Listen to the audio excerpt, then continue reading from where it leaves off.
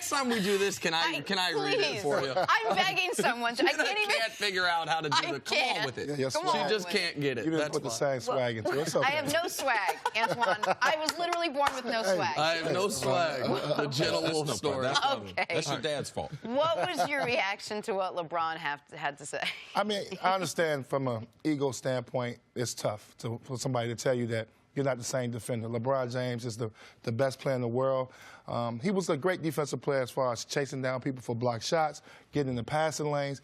I disagree with a lot of people. I don't think he was a great on the ball defender, but I thought he was great as far as energy and effort that he put on the defensive end, getting steals and block shots. And knowing where to be. Yeah. I think now what you're seeing is he doesn't help and rotate the way he used to. Correct. And he has to help and rotate when you don't have a dominant center that can protect the basket. JaVale McGee's a very good defensive center sometimes. You know, he gets in foul trouble. He can help defender. Yes. So LeBron James has to do more where Tristan Thompson was a great defensive center when healthy. He didn't have to do that with him. He played with Amon Shumpert, who got better defensively. J.R. Smith even got better defensively. He had guys to buy in defensively. This is a young group. They're still working on their identity when you think about Ingram and Kuz. Those guys can't guard a powerful power forward. You look at Julius Randle and what he did the other night. He bullied them, and LeBron had to eventually get on him just to try to slow him down a little bit. But I know it's hard. LeBron James is the best player. You know, it's hard to hear criticism that I'm not defending. But he's not at the same level. Can he sit down and stop a guy on a big play in the fourth quarter? Of course. Yeah. I mean, that's what he's great at. But he's not the same defender. It's unfortunate because they need him to be the help guy because they play small a lot. Well, and that's where LeBron picked his words very carefully here. When he said, you want to single me out, you want to come at me, meaning it's not about rotations or help or anything like that. It's my guy trying to take me one-on-one. I'm down for that challenge because even to your point, if he was never the best in the league at that, because he knows where every player wants to get to, he knows which side to shade every player to. In those situations, he's still well above the league average. It's on the other stuff that, particularly since he's come back from the injury, he has shown either a lack of effort or a lack of interest in, which is completing the rotations, which is helping the helper. Those things that have led to some of the clips we saw from the Grizzlies game. Because in that Grizzlies game, both these things can be true. LeBron, when he was guarding someone, they were 1 of 10 from the field. And he was really bad defensively in that game. Both those things are true because it's two different types of defense. Yeah, the one thing that I think we should look at is, and we just can't forget this. What type of injury did he have? He had an injury to his groin area. Most games he's missed, most significant injury he's had in his career. It's harder as a basketball player to play defense with that type of injury. You can play on the offensive end. Well, you can almost play with these guys, shooters, they can play with almost any injury outside of their arm being detached from their shoulder. But trying to squat down, play good defensive basketball, that's probably the last part of his game that will come around. With conditioning, with more games, you'll see him be a better defender.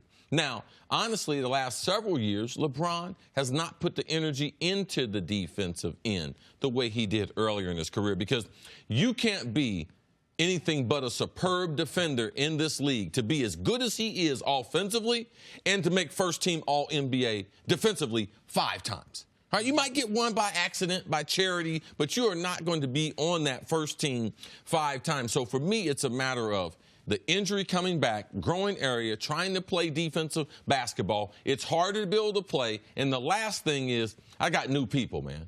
These rotations and everything, I thought he had them. I thought I was going to do this. When you haven't been playing with guys, and let alone the injuries they had this year, they haven't spent that much time together on the court. So you're going to miss in anticipating some time because of these young players, these veteran players. We haven't spent a lot of time, Jenna, on the court together. Well, let me add to that, too, Chris. That is a great point. But the thing about it comes to coaching, too, and coming up with defensive schemes.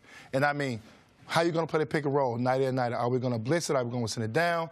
Are we going to 2-9? See, LeBron James played above the rim for so long in his career. Now, can we put my body in front of somebody? Let me take a charge. It's different ways he still can be very good defensively, communicating, making sure guys are in the right spot.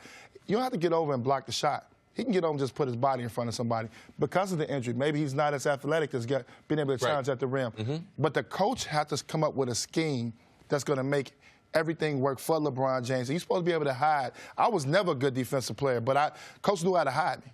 He knew how to put me in situations where I can get hit, and that's the best way of it. Hey, Twan, you got to put your body in front of somebody. I ain't going to block nobody's shot. Okay. I ain't going to get dunked on either.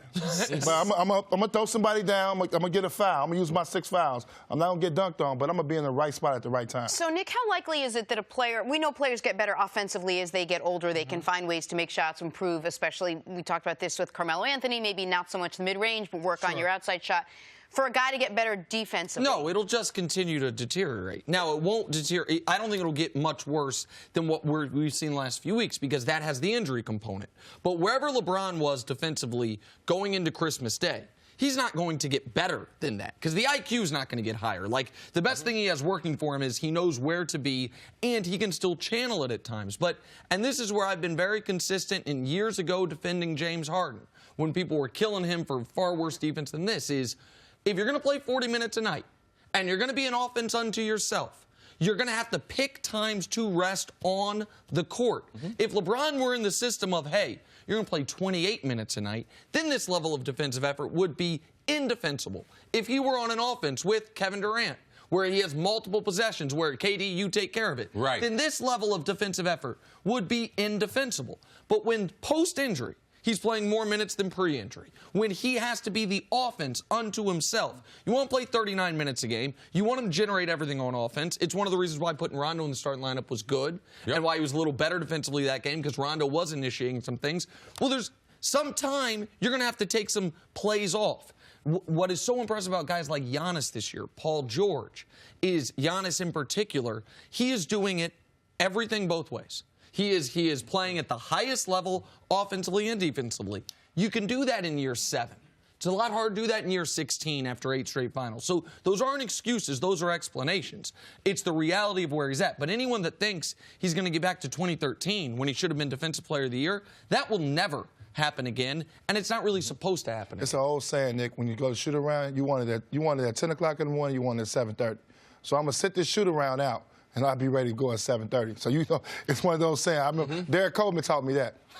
Derek Coleman? Yeah. He's had a few of those shoot-arounds out. You want to shoot around, or you want it at 7:30? Antoine, thanks so much for hanging with us today, guys.